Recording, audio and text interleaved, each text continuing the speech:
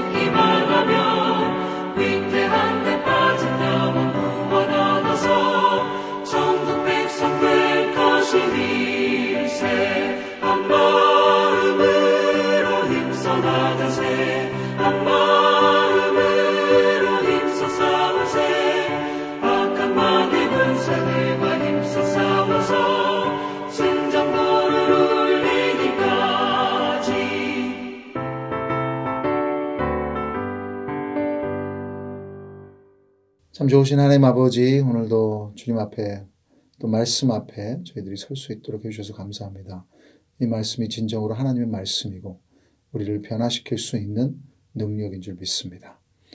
이 말씀을 통해 은혜 받게 하여 주시고 우리 삶에 대한 결단이 있게 하여 주시옵소서. 오늘 교회에서 있는 새가족 수료식 가운데도 함께 하여 주시고 또 주님을 더 알아가기 위해서 사랑하기 위해서 함께 모인 형제자매들이 다 적응하며 또 좋은 영적인 관계들이 맺혀질 수 있도록 도와주시옵소서. 예수님의 이름으로 기도드립니다. 아멘. 다니엘서 계속해서 보고 있습니다. 3장 19절부터 30절입니다. 다니엘서 3장 19절부터 30절. 19절 제가 읽겠습니다.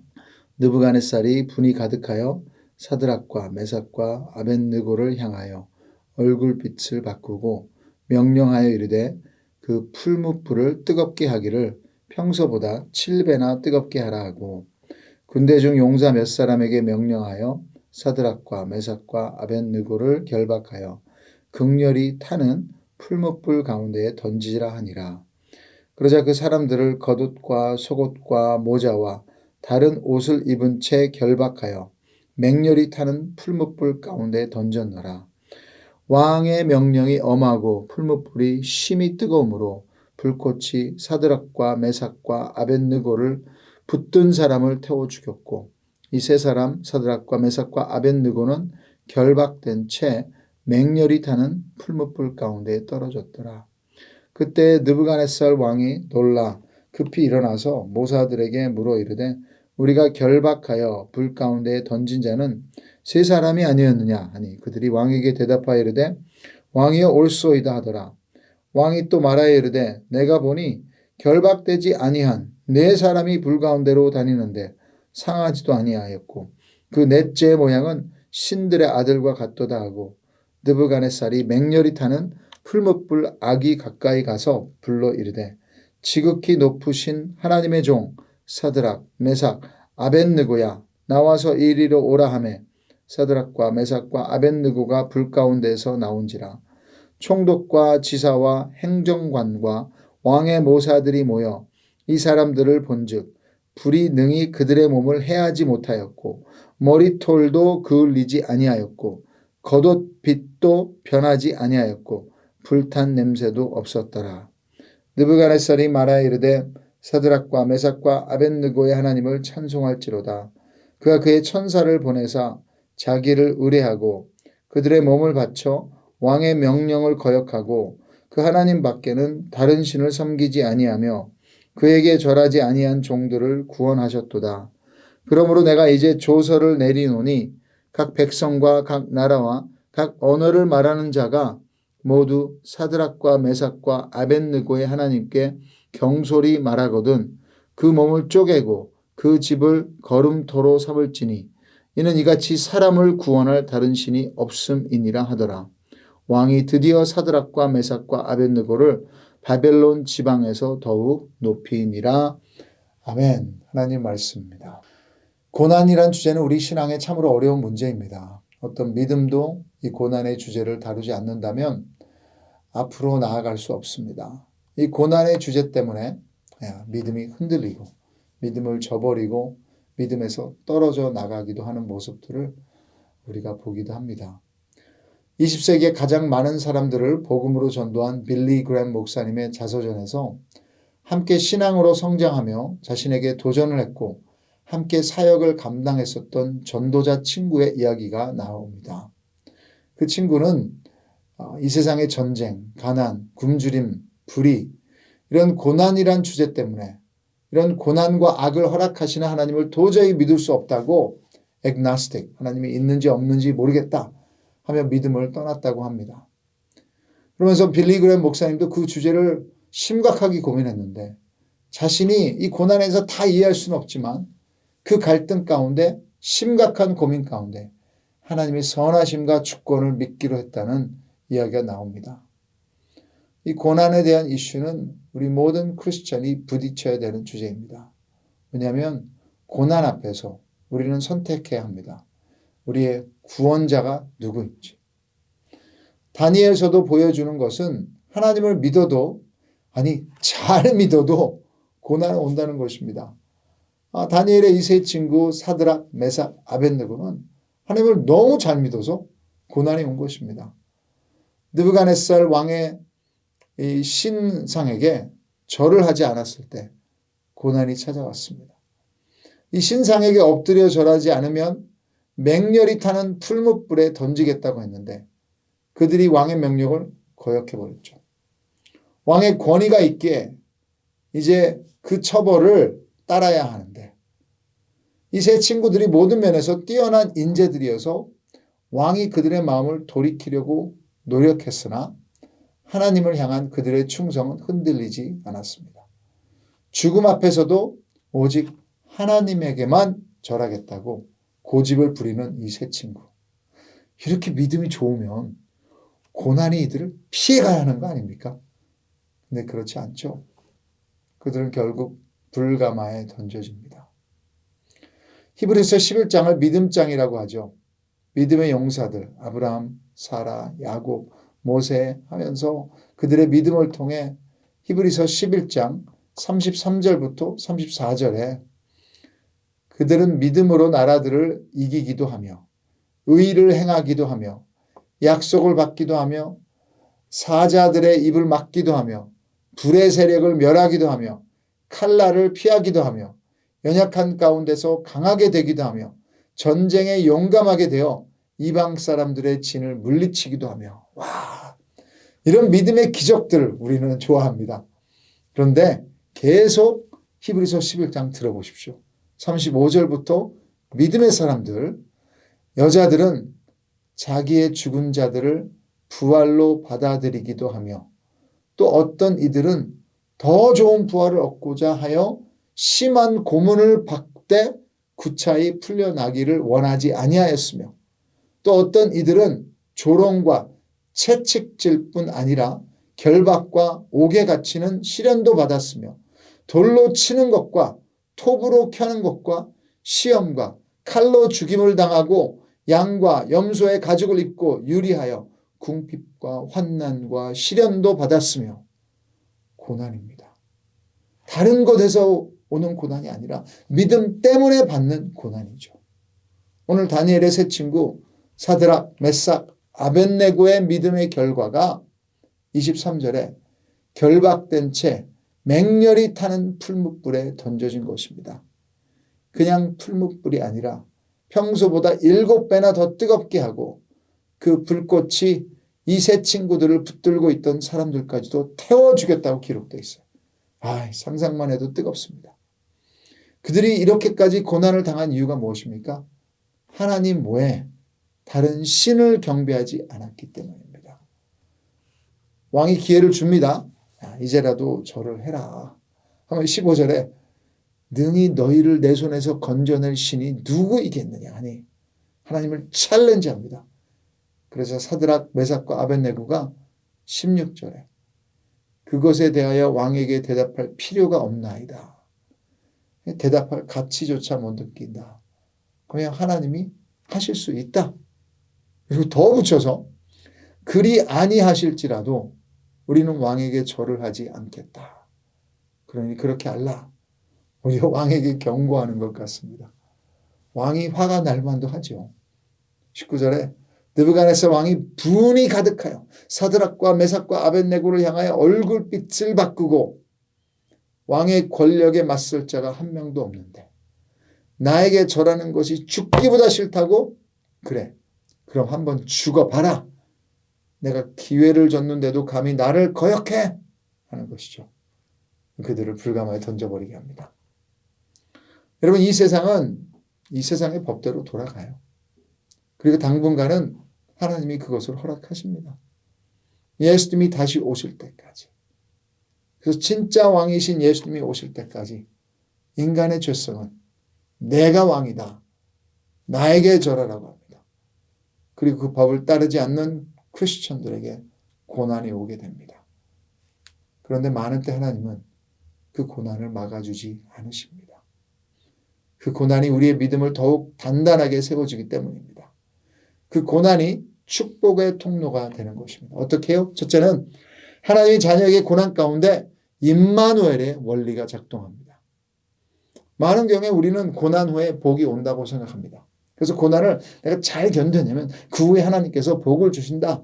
그런데 우리가 놓치는 것은 고난이 끝나서가 아니라 고난 가운데 받는 복이 있다는 것입니다. 고난을 통과하며 복이 있습니다. 오늘 본문에는 고난 가운데 복을 주시는 하나님의 메시지가 있어요. 그들이 풀무불 가운데 떨어지고 난 직후에 24절부터 25절 그때 느부갓네살 왕이 놀라 급히 일어나서 모사들에게 물어 이르되 우리가 결박하여 불 가운데 떨어진 자는 세 사람이 아니냐 하니 그들이 왕에게 대답하여 이르되 왕이여 올소이다 하더라. 왕이 또 말하여 이르되 내가 보니 결박되지 아니한 네 사람이 불 가운데로 다니는데 상하지도 아니하였고 그 넷째 모양은 신들의 아들과 같도다 하고 와. 그 세 친구들을 붙들고 있던 사람들을 태워 죽일 만큼 뜨거운 불인데 곧바로 죽어야 하는데 몸이 타지도 않고 묶였던 것도 풀어지고 자유롭게 3명이 던졌는데 1명이 더 있다. 이것이 무슨 일입니까? 어떤 목사님이 이것을 3+1이다. 이것이 가장 좋은 계산 아니냐. 저도 세일하고 딜을 많이 좋아하는데요. 신발 2개 사면 1개 공짜로 준다. 2+1 하면 저는 넘어갑니다. 여기는 3+1. 3명의 고난을 받는데 여전히 불은 뜨겁게 타오르고 있는데 신의 아들 같은 분이 함께 있다. 불 가운데 함께 걸어 다닌다. 고난 가운데 함께 있다. 대부분의 학자들은 이것을 크리스토퍼니, 구약에 나오는 예수님의 모습이라고 합니다. 분명한 것은 인간이 아닙니다. 하나님 보내신 하나님의 메신저, 하나님의 선물이라는 것이에요. 그들이 고난을 다 인내한 후에 온 것이 아니라 그 고난 가운데 그들의 순식간에 집어삼킬 무서운 불길 가운데 나타난 것입니다. 그때 그들이 어떤 기도를 했는지 모르겠어요. 제 생각은 아마 이제 죽습니다. 내가 곧 하나님께로 갑니다. 하는 생각을 했을 것 같습니다. 그런데 그때 주님이 동행하신다. 이것이 신앙의 가장 큰 복입니다. 예수님의 또 다른 이름 하나가 마태복음 1장 23절에 임마누엘, God with us. 하나님이 함께 하신다. 하나님이신 예수님이 우리와 동행하는 것이 가장 좋은 선물인 것입니다.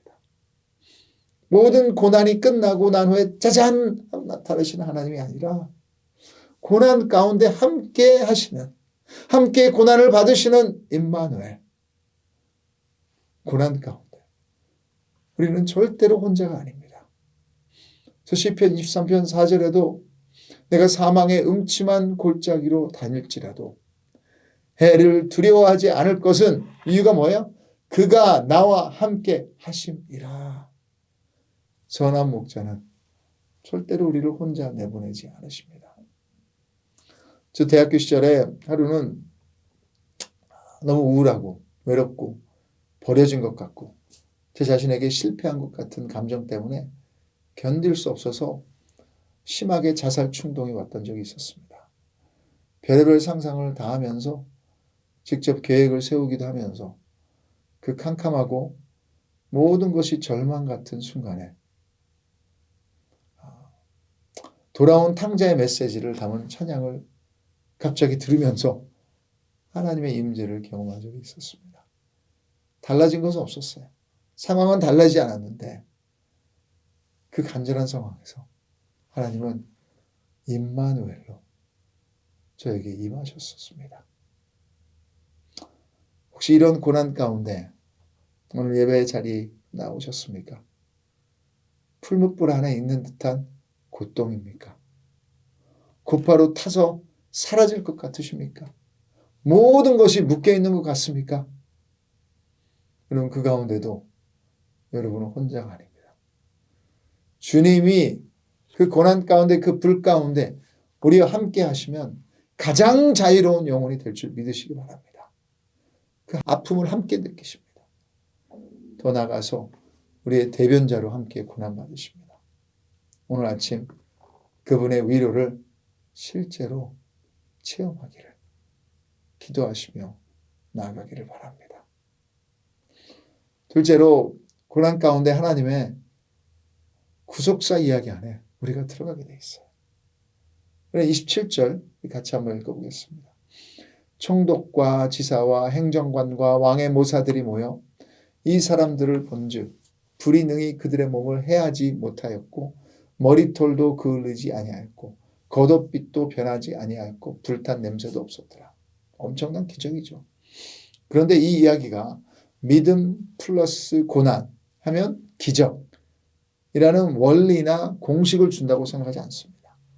항상 이대로 나가면 이런 기적이 있을 것이다. 이 이후로는 이런 기적은 다시 일어나지 않아요.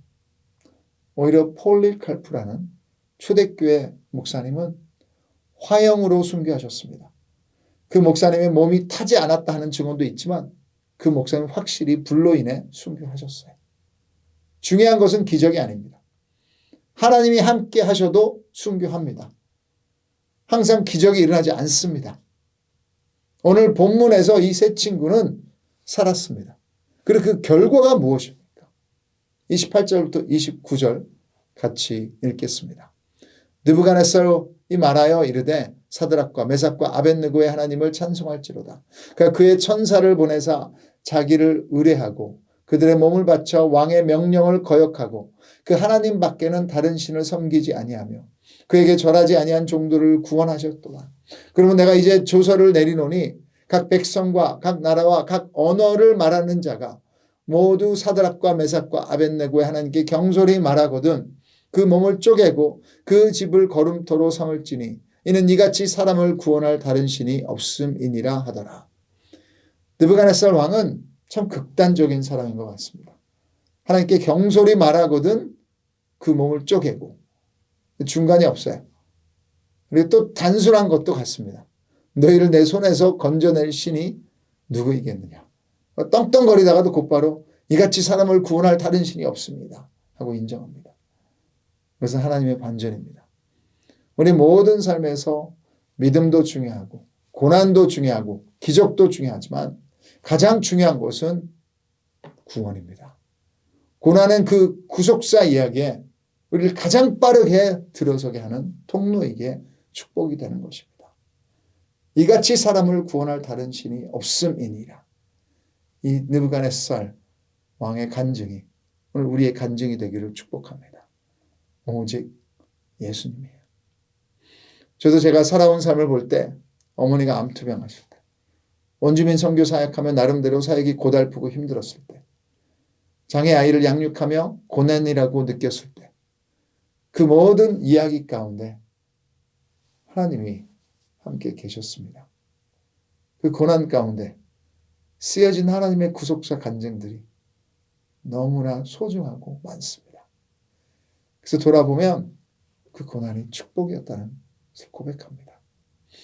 그것이 우리를 향한 하나님의 계획이고 우리 삶의 가장 큰 의미입니다. 혹시 오늘 고난을 지나가고 있으시다면 플러스 원을 기억하시고 감사하세요. 고난 자체를 감사하는 것보다 그 가운데 함께 하시며 우리 삶의 구원의 역사를 일으키시는 하나님을 감사하는 것입니다. 그 임마누엘 하나님을 체험하고 싶다고 간절히 간구하십시오. 베드로전서 1장 6절에 보시면 그 당시 고난과 박해를 지나가고 있는 성도들에게 선포하시는 하나님의 말씀입니다. 그러므로 너희가 이제 여러 가지 시험으로 말미암아 잠깐 근심하게 되지 않을 수 없으나 오히려 크게 기뻐하도다. 할렐루야. 아멘. 같이 기도하시겠습니다. 하나님, 오늘도 고난이 우리를 비켜가지 않을 수 있습니다. 지금 고난 가운데 계신 성도님들이 있습니다. 그러나 이 자리가 하나님께서 부르신 자리라고 감사할 수 있는 믿음 주시고 오늘 이 풀무불에 던져지며 하나님의 복 가운데 들어가며 하나님의 임재를 체험한 이 세 친구들처럼 오늘 강렬한 고난 가운데도 예수 그리스도의 임재를 체험하는 기도의 시간, 예배의 시간 오늘 하루 될 수 있도록 도와주시옵소서. 주 우리의 가장 큰 복은 주님의 동행입니다. 오늘 주님의 임재를 체험할 수 있는 믿음 주시옵소서. 예수님의 이름으로 기도드립니다. 아멘. 오늘도 또 각자 기도의 시간으로 들어가겠습니다. 내일도 예배 가운데 뵙겠습니다.